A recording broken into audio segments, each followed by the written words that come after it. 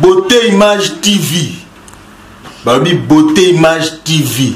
Donc, si tu as Mikolo, si tu as Bissonioso, hein, qu'on n'est pas de gauche à droite, c'était Babi Beauté Image TV. C'est le là. Pour nous, on a ce qui toque.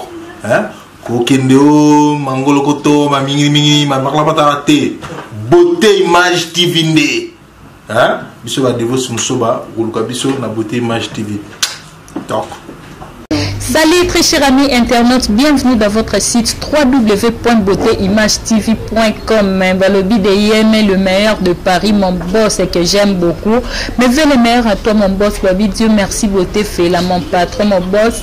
Un grand merci aussi à toi Balobi, vous êtes tellement ébélé. Un grand merci à ma famille, veux le meilleur de bonheur, Nabino Nyons, tout Balobi, Bélé Chipanga, Balobi Christine Moué, pour de gros coucou à toi Christina, Lina, Lisa Marie, des gros coucou à vous. Très chers internautes, site Nabiso et Messana toujours que c'était Sabino. Site Nabiso et Messana toujours qu'on invite les bino, invité selon la demande Nabino, Balobi Lelo. Avec votre humble servante Janine Kalanga, la souriante de la presse congolaise, toujours à Messana que c'était Sabino. Balobi qui est la question Ezali à Janine Kalanga, la réponse Ezali invité à Janine Kalanga. Lelo, Balobi tous un artiste et comédien, tous un musicien. Tokimeli lelo babi to redécouvrir na micro na biso ya beauté image toza na moko ya ba missionnaire ya église messianique bo découvrir yango na micro na biso ya beauté image na kombo ya Papi Lukusa. Bonjour Papi Lukusa. Bonjour maman. Mais veux le meilleur Pareillement, merci pareillement. Merci Nandenge Ondimi invitation na biso au participer na émission na biso ya lelo. Frère Papi Lukusa okoki ko expliquer biso na ba fan o bazolanda biso ya site na biso beauté image TV messianique et la kisinine. OK. Merci d'abord maman pour la motona. Église messianique d'abord vient du mot messie et l'ini koloba babi kisi. Donc ba sauveur de mot messianique so la kisabongo. Mon messianique et la kisi sauveur. OK. Frère Papi to moni église niastu ezalaka na fondateur nango. Fondateur ya église na bino ezali nani? OK, merci pour la motona. Fondateur ya église na biso abengami na kombo ya Meshu Sama. Yende azali fondateur ya église na biso.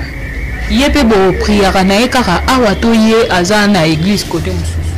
Bon, ye azalaka na biso c'est-à-dire ata d'origine japonaise. Azali mutia awate atali na mutia mboka ya Japon. OK. OK, merci beaucoup Nembabi un fondateur ya église messianique Kande frère Papi Utikoloba abike aza japonais. Un frère Papi différence ni eza entre église na bino na ba église de réveil. OK. Différence oyo ezali entre église messianique na ba église de réveil ezali à partir ya ba pratique oyo biso salaka où il est un peu différent dans l'église, c'est-à-dire biso awa tozali ko pratiquer Dioré oyo elingi koloba purification de l'esprit to boso kwa molimo, tandis que na l'église mususu ba pratiquer na bango Dioré te nde différence ezali que biso tozo pratiquer Dioré bango kuna na l'église de réveil bazo ko pratiquer Dioré te nde différence ezali wana. Que dirait yango ezani soko ki ko éclaircir bato bazolanda. OK, merci. Ceux qui n'alignent na loba, Dioré elingi koloba d'abord purification de l'esprit ndenge na uti koloba to bosokomi ya molimo. C'est-à-dire tango fondateur ya église na biso Meshu Sama a vu révélation azwa ki yango na nzela Jésus-Christ po tango mbonge makasi et yaki na tango ya nakati ya ibale mbonge wana Jésus-Christ asalaka démonstration ya tango zaka na ba disciple na ye atelemisaka mai wana na nzela ya loboko tango mbonge ye atelemisi mai na loboko. Alors elingaki kolobaki na bandimi na ye eza na mutu moko akoya sima na ngai oyo akosala oyo koleka, c'est-à-dire Meshu Sama nde aye koyesko na révélation wana ya Dioré, c'est-à-dire tango zotombola loboko ezali na lumière intense oyo ezobima à partir ya loboko lumière wana yango nde tozobenga Dioré. Lumière wana ezalaka na importance nini epa ya mutu? OK, merci. Lumière wana mosala nango ezali ya ko purifier pe ko éclairer vie ya mutu nde mosala ya lumière wana. Pour mutu azwa lumière frère Pichen, oui, esengaka neti nini pona mutu azala azwa lumière wana? Bon, tozalaka na condition mon côté ndenge monaka bato bakotaka mikolo nyonso tozalaka na bosenga ya bato une fois okoti olobi problème na yo tango tozoyamba yo directement tobandi kotransmettre yo kobondela mpo na yo tozopesa yo Dioré wana nde kombo wana ezobomani eza mu japonais donc eza mu japonais koloba juste purification de l'esprit nde Dioré. C'est bon frère Pichen, est-ce qu'un bossal a rappelé prière moko ya kobimisa mbongo to ya koboma pe mutu te wana ezali na biso te toyebi wana eza lokola tozo pratiquer magie biso tosalelaka yango te biso tosalelaka bonzambe bino bosalelaka bonzambe oui c'est bien bon mais botransmettre la lumière est-ce que batu balobaka ke église nyonso to batransmettre la lumière eza église ya kisi te biso toyebi makambo ya kisi toyebi d'abord tango ozosala eloko oyo ezali koleke makanisi ya bato il faut babinga toujours oza moto ya kisi na kopesa exemple moko tango Jésus Christ mpe abanda kosala miracle abanda kobengi kaka aza magicien mais tango eloko wana c'est-à-dire ezokodepase bomoto na mayele ya bomoto eloko wana tango ezodepase mayele ya bomoto c'est-à-dire ezoya lokola mystique moko boye mpona moto oyo nano amesana vina miracle te ekoma mystique. Mais c'est un peu louche. Est-ce que bon dimela pe nzambe ndenge be église de réveil pe ndimela nzambe? Oui, ton dimela ndenge batu nyonso bandimela nzambe. Ton dimela ka. Mais monite ke bino ezalo kwa bozo sambela pona mutu et non pona Jésus Christ. Non, ton dimela mutu te. Mission eye pona mokili mobimba, eye te pona kondimela mutu moko. Non, eye pona bongo te. Frère Pichi. En tout cas, mais à tout monde, il peut besoin de paradis, fleurs, agrimate, je sais pas, Dioré, on a su, on peut expliquer, biso moi étape moko na moko, pour batouper bazolanda biso babio qui ba kombo wana et éclaircir bango. Oui, toko bandanan on a oya liboso, ndenge na tie na papier o to bengi paradis. Tango bazolo ba paradis, c'est elingi koloba, ezali mokilo ezanga maladie, conflit, to pauvreté. Pour nzambe ndenge asali mokili na yeboyi asali pour mutu azala na pasi te mais ceux qui makambo wana nini mutu aza na kati ya mikakatano wana d'abord eutaka epai ya biso te mikakatano wana eutaka na bato oyo baprécéda biso liboso lokola toloba baancetre na biso to bakoko na biso nde mikakatano wana ezouta na nzela wana nde ozomona lelo toza na conflit toza na pauvreté mpe toza na maladie. Ah. Alors ceux qui makambo wana misato ezali na vie ya moto wana ezali déjà en fer mais ceux qui déjà que moto longi déjà makambo wana misato na bomo inaye eza na étape tozo benga paradis. Alors to comme une étape ya fleur. Fleur ezali moko ya ba art ndenge to mona kana mokili fleur ezali ko représenter beauté ezali ko refléter beauté c'est-à-dire ce que on même na catholique na ba couvent même nous to kenda na ba boulevard boye même au cause en Akanda, mais du fait que au talika fleur au monde et c'est ngomoko bo eyelio au somon même au cha fleur mi na banda kuna yo ezali pe moko ezoko longola pe makanisi ya mabikati ya moto à partir ya otala fleur. Oui. Merci beaucoup frère Pichen. Oui, Akrinat tant que le baya Akrinat et lingi ko lebela makambo etali milona o ezanga kisi, c'est-à-dire ebele ya bato bazolona milona avec intérêt, c'est-à-dire avec intérêt ko tchaba engrais chimique pour ebilo ko ne ko la rapide balia mais ezali poison retardé avec le temps pour nani et du fait que toujours les bilo ko wana toujours ko ba toxine ebele na kati ya nzoto na biso na ko pesa différence moko ce ko tali bato o ba utaka ba province na bato baza na capitale au moins il y a une grande différence pour nani bato wana bazolia toujours biloko eza nature na pardon naturel tandis que baoyo tozolia biloko oyo eza na ba engrais chimique yango biloko wana ezo créer ba maladie na kati ya moto ndi place na tolobeli Akrinat ko il fait que ozolia milona wana yango pe ezali na facilité ya ko rendre ba anticorps na biso ezala toujours fort. C'est comme si déjà au expliquant qu'il moi rappelle ce que vous avez par rapport à Dioré. Bon, Dioré kakandenge na utaki koloba ne bandeli. Dioré ezali oyo moko na yoto koloba ezali purification de l'esprit, c'est-à-dire ezali ko sokola mbindo oyo ezali kati ya moto. Apo ndenge na toki otalinga bo okoyeba te kinga na zana mbindo. Tuko nga pe na kotala yo bo na komona mbindo na yote. Lokola ezali prière moko ezali spirituelle ezali prière moko ya molimo yango moko nde okoyeba ko détecter cause oyo eza kati ya makila ya moto. Merci beaucoup frère Pichana ba fanatique news tout ya beauté image kande na ebisa bino bino mo bolandi na micro na biso ya beauté image bo découvrir frère na biso Papi Lukusa ndenge a expliquer na micro na biso ya beauté image frère Papi et bon ba condition ni bozala rango avant mutu aya comment dirais-je azala na bino na messianique. Bon ezali église nzambe église jamais bakocha condition te ezali esika e yambaka mutu nyonso toza na condition moko te soki oye okotani na biso olakisi biso difficulté directement okoti Nzambe. Est-ce que l'église de réveil peut ekoki ko inviter bino ko kepe ko prier na bango ndenge ezala to mona na l'église de réveil net ngana chrétienne na église na biso mak bakoki ko inviter biso soit na église nsusu to kei soit ba inviter pasteur na biso ake côté bino pe est-ce que ça de même na biso ba écrit de l'église de réveil de tozala. Ouais eza ndenge moko différence eza te c'est-à-dire ndenge pe tozali boye ezali pe na bato mosusu batindelaka biso pe ba invitation ba église na bango tokendaka pe ko participer pour ezali liloba ya nzambe église net bino bokenda suppose église na bino bato bakanisa yango msu eza église ya ba science nde tomonaka ba rose croix ba maikari na sens ya bongo donc peut-être tozalaki komona na musika eza ndenge moko yango toza na besoin toyeba te wana ezali na ndenge ya bomoto ndenge bazokanisela mais réalité ezali wana te biso nyonso tozali bato tozali tobengami mpona koservir nzambe tozali te bato ya bascience occulte ndenge bazokoqualifie biso. Mais est-ce que banzembo na bino pe ezala ndenge mo ndenge banzembo nyonso tu toyemba na baeglise mosusu? Bon nzembo eza na on dirait bino bozo banzembo na bino ezala na mwa ba genre moko kaka dans na baeglise na biso ndenge toyembaka na bino on dirait mo différence moko ezali. Bon moni oyo etali nzembo différence penza bon ozana raison persona biso moko tozalaka na habitude ya créer banzembo tozala habitude ya créer banzembo na biso mais elingi koloba te ke soki tozo créer banzembo toboyi banzembo ya baeglise mosusu elingi koloba bongo te. Et ce qui se passe, mon frère Vitien, vous comprenez que ambiance à plateau, vous mettez le côté.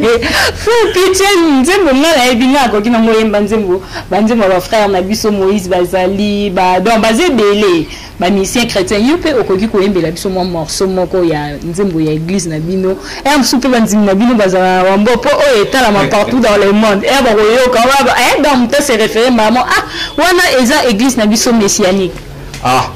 Donc pour nayo il faut to yimba kanje moko na moni awa sosi na zaka na ngara inde onde ba église na biso ya solo na ye kokumisa yo ona maso salilinga ibili bamoni tongwa lelo te na ye koyembela yo pona maso salilinga ebele bamoni tongwa lelo te o mafia na yango o nzambe na ngai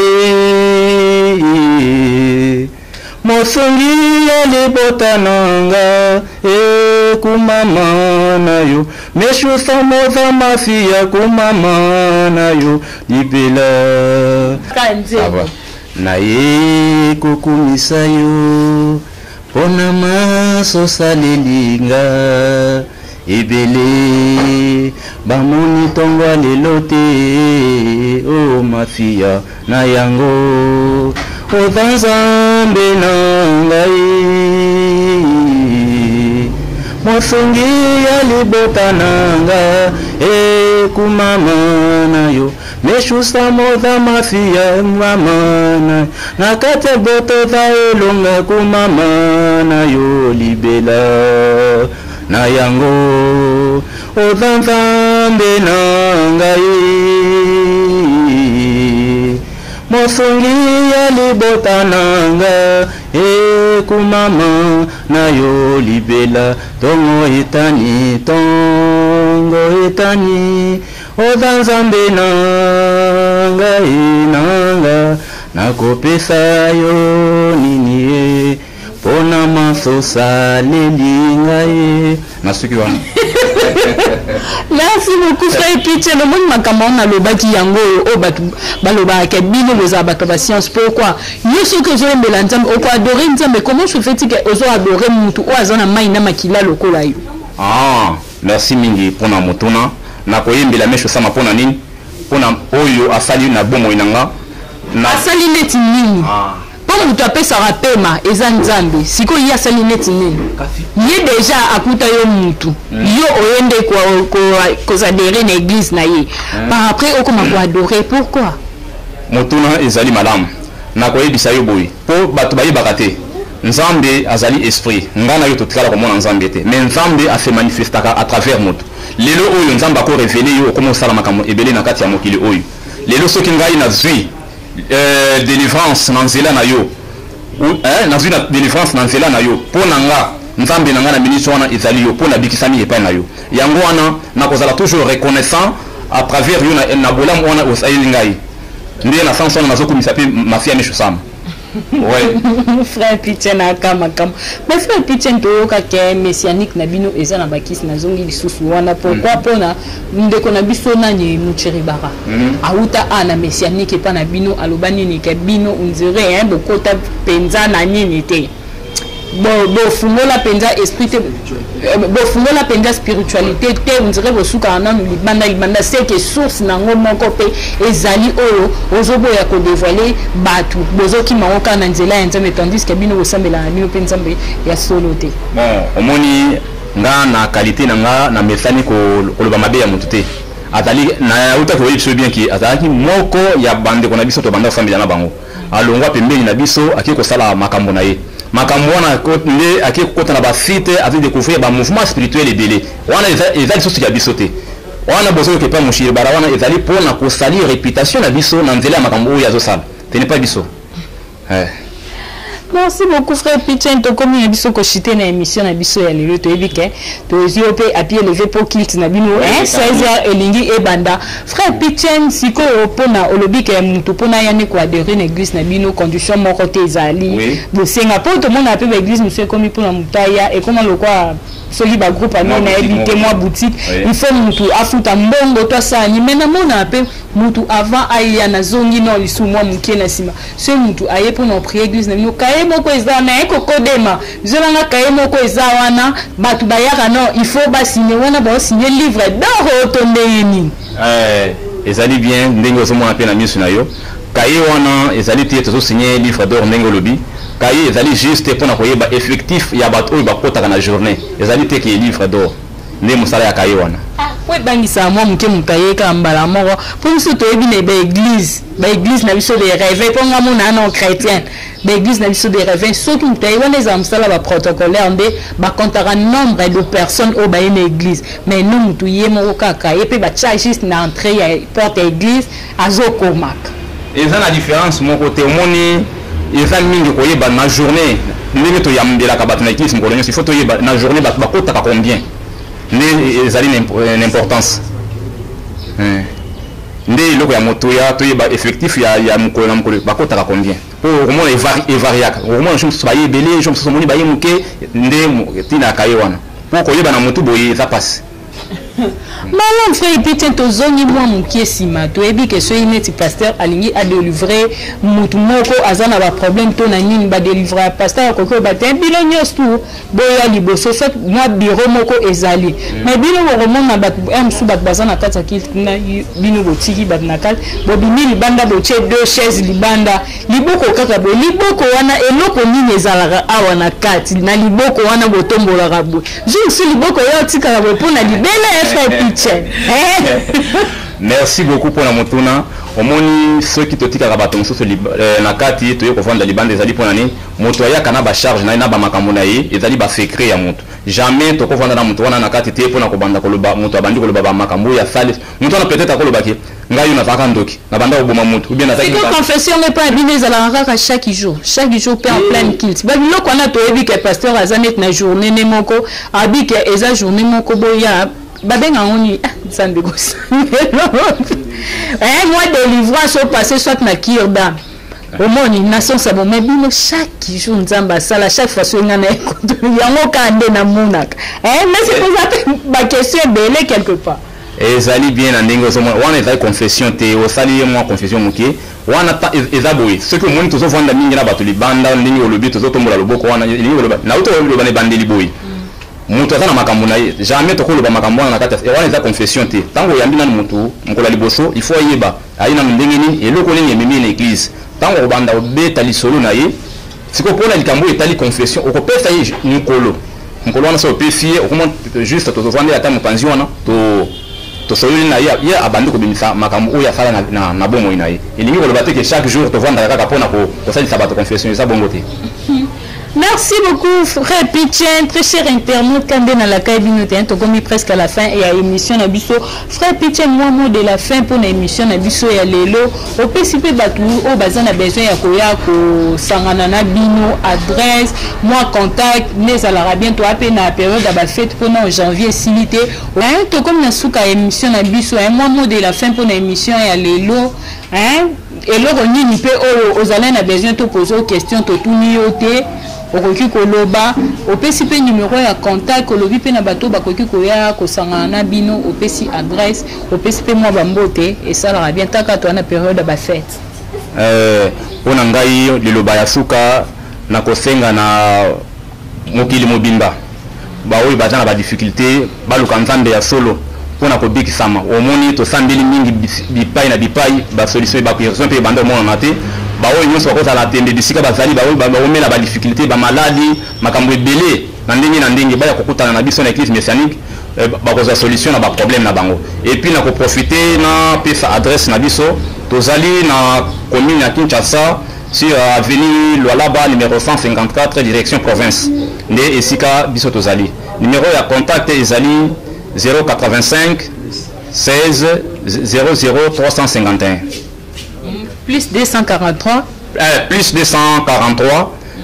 85 16 00 351 wana ndiye numéro ya contact na biso bambote na ngai na pefi na ministre na biso Félix Tambwe Malengela na zone c'est na responsable na biso ya Fleur Fer Georgette Dilaya pe na bosanité na PSP mbote na bino bato boyambinga mkola lelo merci mingi.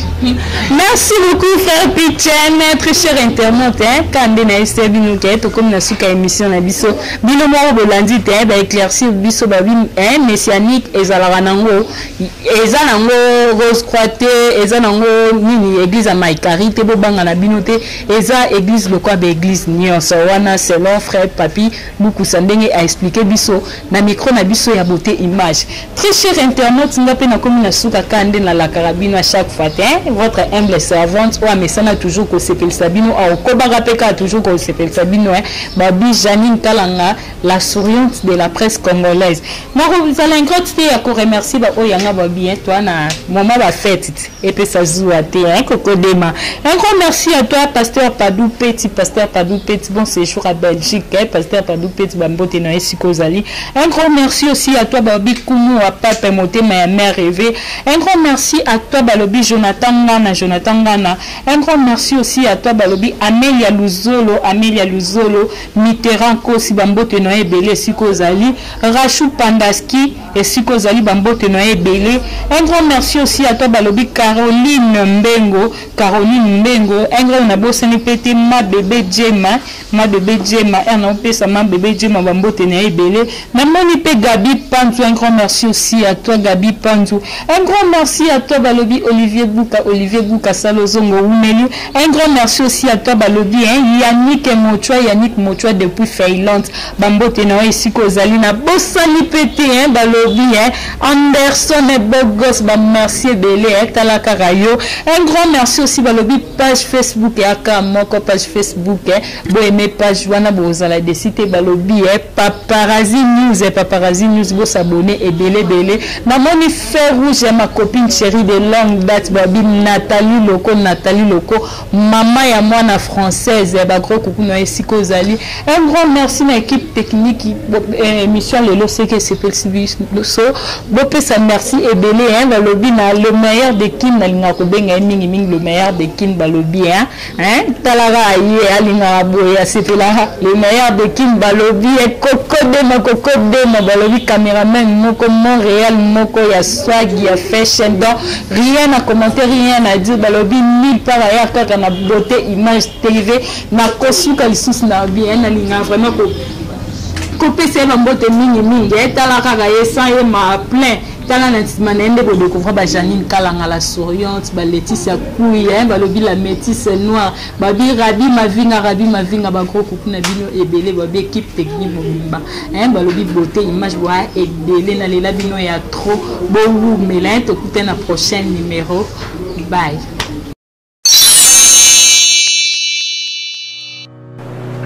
Je m'appelle Cynthia Kams et je viens de vous parler de la part de Sepela TV.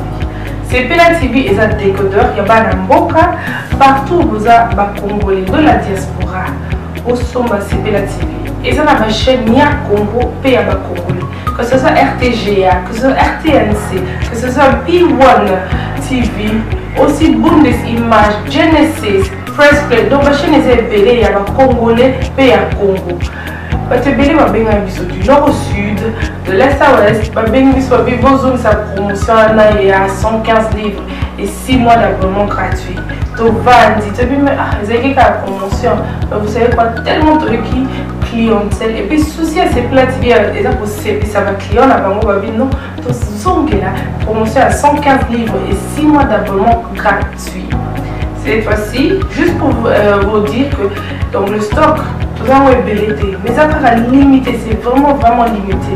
Vous allez ver beau benga pour consommer décodeur à Sepela TV.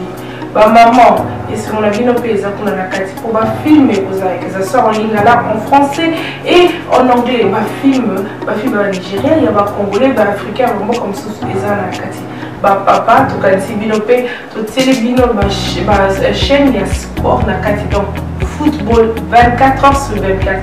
Et aussi pour les enfants, bien sûr, tout cas si binopé, on a pensé à vous. Vous avez aussi les chaînes des enfants, que ce soit en anglais et en français, et ça pour la kati.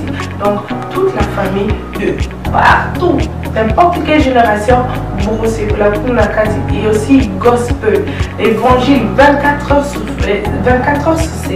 On va la miniter, beaucoup ça peut miniter, mais contactez-nous dès aujourd'hui, dès maintenant. Quand on est besoin de vous avez un numéro, vous de la biso, va coordonner la bino et puis biso peut être de la bino, Sepela TV.